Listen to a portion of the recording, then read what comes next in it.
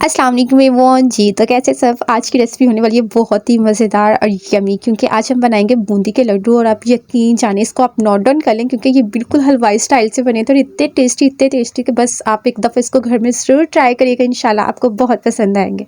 सो बिस्मिल्लाहिर्रहमानिर्रहीम। जल्दी से वीडियो को लाइक करें, चैनल को सब्सक्राइब करें और बेल के आइकॉन को प्रेस कर दें। और इस वीडियो को जितना चाहें अपने प्यारों के साथ शेयर करें, क्योंकि ये बहुत ही लाजवाब वीडियो है। क्योंकि मैंने खुद फर्स्ट टाइम ट्राई किए थे तो माशाल्लाह से बहुत ही मज़े के बने थे। सो बिस्मिल्लाहिर्रहमानिर्रहीम स्टार्ट करते हैं। यहाँ पे सबसे पहले मैंने 1 कप बेसन लिया है, ठीक है। मेजरमेंट का आपने बहुत ध्यान रखना है, ठीक है। 1 कप बेसन लिया है ना मैंने, जो चाय वाला नॉर्मल कप होता है वही मैंने लिया है। उसके बाद मैंने 1 चम्मच ऑयल का इसमें ऐड किया है। घी मैंने नहीं ऐड किया, आप चाहें तो घी ऐड कर सकते हैं, लेकिन ऑयल बेस्ट है। उसके बाद मैंने इसमें 2 पिंच मैंने इसमें बेकिंग पाउडर ऐड किया है। फिर मैंने 2 पिंच इसमें सॉल्ट ऐड किया है, ठीक है। अगर 1 चम्मच का अंदाज़ा लगाया जाए तो बिल्कुल 1 चम्मच का चौथे से 5वां हिस्सा इसमें मैंने ऐड किया है दोनों चीज़ों का, ठीक है। उसके बाद आपने इसको सिंपली मिक्सअप करना है और कुछ भी ऐड नहीं करना। अब जैसे आपने इसको सिंपली मिक्सअप कर ले तो उसके बाद आपने पानी लेना है, ठीक है। हल्का हल्का आपने इसमें पानी ऐड करना है। पानी ऐड करने के बाद आपने इसको बीटर की मदद से, ठीक है, हैंड बीटर की मदद से, विक्स की मदद से, जिस तरह आप चाहें, हाथों का भी इस्तेमाल कर सकते हैं। आपने सिंपल इनके अंदर से जो गुठलियाँ हैं उसको मैश करना है। उसके बाद आपने ज़्यादा पानी ऐड करना है। स्टार्टिंग में ही आपने ज़्यादा पानी बिल्कुल भी ऐड नहीं करना, नहीं तो जो गुठलियाँ होती हैं वो बिल्कुल अच्छे से मैश नहीं होती। फिर आपने स्लो पानी ऐड करते जाना है और इसका थिक सा और थिन सा नॉर्मल मतलब रखना है बैटर इसका, ठीक है। इतना ज़्यादा पतला भी नहीं और इतना ज़्यादा आपने थिक भी नहीं रखना, ठीक है। इसकी कंसिस्टेंसी में अभी आपको चेक करवा दूंगी। आपने पानी ऐड करते जाना है और इसको अच्छे से बीट करते जाना है। हाथ की मदद से कर लें, विस्क की मदद से कर लें। और जैसे ही तकरीबन आप इसको डन कर लें, उसके बाद आपने इसमें हल्का सा फूड कलर ऐड करना है, ठीक है।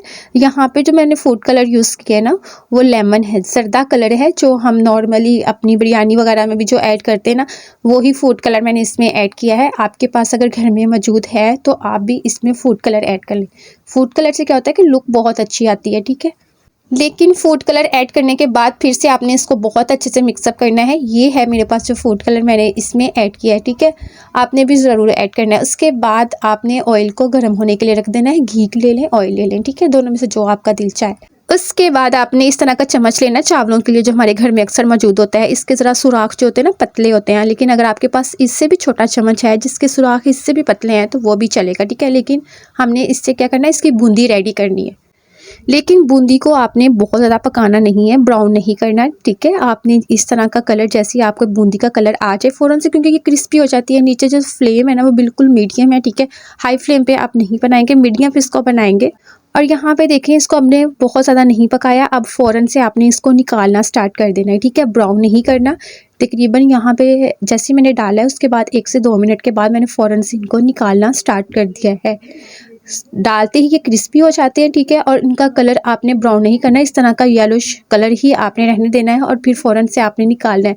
और यहाँ पे आप इसके दाने चेक करें, बहुत ही आला बूंदी निकली है। सेम टू सेम आपने इसको घर में ज़रूर ट्राई करना है। लेकिन बर्तन थोड़ा सा आप डीप ले लीजिएगा, क्योंकि डीप बर्तन में ज़्यादा अच्छे से ये निकल जाते हैं, ठीक है। और उसके बाद जो नेक्स्ट स्टेप है, 1 कप मेरे पास चीनी है, ठीक है। हाफ कप मैंने पानी का लिया है।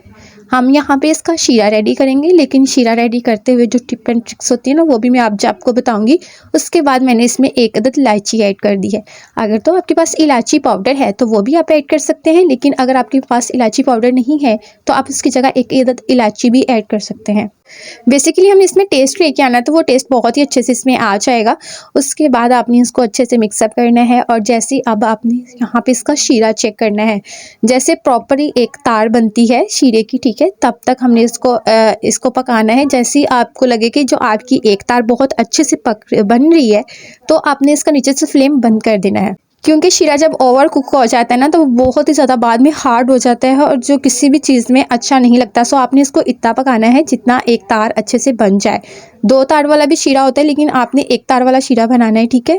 और यहाँ पे जैसे ही तकरीबन 1 तार बन चुकी थी, उसके बाद मैंने फ़ौरन से इसका फ्लेम नीचे से बिल्कुल लो कर दिया, ठीक है। आप चाहें तो इसको बंद भी कर सकते हैं, ठीक है। अब यहाँ पे जैसे ही हमने देख लिया कि हमारी 1 तार बनना स्टार्ट हो गई है, तो यहाँ पे मैंने फ़ौरन से इसका फ्लेम बंद कर दिया था, ठीक है। बंद मीन्स के लो बस किया था, पूरा बंद नहीं किया था, लेकिन अगर आप चाहें तो पूरा भी बंद कर सकते हैं। उसके बाद यहाँ पे जो हमने बूंदी रेडी की हुई थी वो आपने इसके ऊपर ऐड कर देनी है, ठीक है। और फिर आपके पास घर में जो भी ड्राई फ्रूट्स मौजूद हैं, ठीक है, नट्स वगैरह जो भी मौजूद है ना, आप इसमें ऐड कर सकते हैं। लेकिन यहाँ पे मैंने इसमें ऐड किए थे जस्ट टूटी फ्रूटी, ठीक है। टूटी फ्रूटी से भी बहुत अच्छी इसकी लुक आती है और टेस्ट भी बहुत अच्छा आता है। टूटी फ्रूटी के अलावा भी अगर आपके पास बादाम है, काजू है, पिस्ता है, कुछ भी है ना, तो आप इसको दरा टाइप उनको कूट के तो इसमें ऐड कर सकते हैं। अब यहाँ पे आपने इसको अच्छे से मिक्सअप कर देना है, ठीक है। मिक्सअप करने के बाद आपने तकरीबन 10 से 15 मिनट के लिए इसको ढाँप के रख देना है। 10 से 15 मिनट के लिए ढाँप के रखना बहुत ज़रूरी है, ठीक है। जैसे आप ढाँप के रखेंगे ना, एक तो ये नरम पड़ जाएगी बूंदी इसके अंदर, शीरे के अंदर, ठीक है। और दूसरा ये होगा कि ये जो जितनी भी शीरा है ना, इसके अंदर अच्छे से सेट हो जाएगा और जब आप इसको खाएंगे ना तो इंशाल्लाह आपको बहुत ही पसंद आएगा। अब यहाँ पे तकरीबन ठंडा होना बहुत ज़रूरी है, ठीक है। मैं पहले भी बताया था, अभी भी बता रही हूँ, ठंडा होना बहुत ज़रूरी है। अगर आप ठंडे ठंडे के लड्डू बनाएंगे तो बहुत अच्छे से बन जाएंगे, लेकिन अगर ये हल्की फुल्के से भी गर्म रहे तो इसके लड्डू अच्छे से नहीं बनेंगे। जब ये प्रॉपरली तौर पे ठंडा हो जाएगा तब इसके लड्डू अच्छे से बन जाएंगे। अगर 100% है ना, तो जब तकरीबन ये 80% ठंडे हो जाएं तो आपने इनके लड्डू बनाना स्टार्ट कर देने हैं। 100% भी ठंडा नहीं करना, 80% आपने ठंडा करना है और उसके बाद आपने इसके लड्डू बनाने स्टार्ट कर देने हैं, तो बहुत ही अच्छे से बनेंगे। लेकिन अगर ये 50% भी गर्म हुआ तो इसके लड्डू नहीं बनेंगे। सो आपको परेशान होने की ज़रूरत बिल्कुल भी नहीं है। ये बहुत ही ज़बरदस्त मैंने आपके साथ टिप शेयर कर दी है। जब तकरीबन 80% ठंडे हो जाएँ तो तब आप इसके लड्डू बनाना स्टार्ट कर दें, तो आप यकीन जाने हलवाई को भी आप भूल जाएंगे, ये इतने टेस्टी और लजीज बनते हैं। सो मुझे उम्मीद है मेरी आज की रेसिपी आपको बहुत पसंद आई है। पसंद है तो चैनल को लाइक करें, शेयर करें और सब्सक्राइब करें और अपने प्यारों के साथ इस रेसिपी को आगे मज़ीद से मज़ीद शेयर करें। हम मिलेंगे आपके साथ नेक्स्ट रेसिपी में। अपनी दुआ में कुकिंग वीडियोज़ में, याद रखिएगा।